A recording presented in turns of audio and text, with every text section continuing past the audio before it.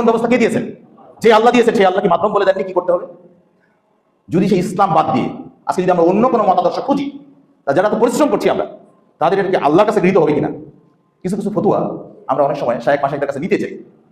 রাষ্ট্রে এখন এই চলতেছে, আমরা কি এটা করতে পারবো? এগুলো ফতুয়া আপনি বাদ দেন। কে কি বলছে সেটা নেওয়ার দরকার নাই। পবিত্র কোরআন খুলবেন, সূরা আল ইমরান 3 নম্বর সূরার 85 নম্বর আয়াতটা বের করবেন। ওখানে আল্লাহ রাব্বুল আলামিন স্পষ্ট ঘোষণা শুনে রাখেন। আল্লাহ বলছেন, ওয়া মান ইয়াবতাগি গায়রাল ইসলাম দীনান ফালা ইকবালা মিনহু। কেউ যদি ইসলাম ব্যতীত অন্য কোনো কিছু তালাশ করে, অন্য কিছু খোঁজে, ফালা ইকবালা মিনহু, সেটা কখনো আল্লাহ কবুল করবেন না। কে করবেন না? কবুল আল্লাহ করবেন না। তার মানে আমরা তো করতে পারি, করতেই পারি, পারি না? কিন্তু সেটা কিসের গৃহীত হবে না? আল্লাহর আদালতে সেটা কি হবে না? কবুল হবে না। এখন যে যে চেষ্টা করি ইসলাম বাদ দিয়ে যদি অন্য কিছু খোঁজে, সেটা আল্লাহর কাছে গ্রহণ হবে না। এই বিষয়টা আমরা স্পষ্ট আপনাদের করার চেষ্টা করলাম। কিন্তু আজকে খুবই পরিতাপের বিষয়, আজকে আমরা সব জায়গায় দেখছি যে ইসলামের এই অনুশীলনটা আজকে করা হচ্ছে না।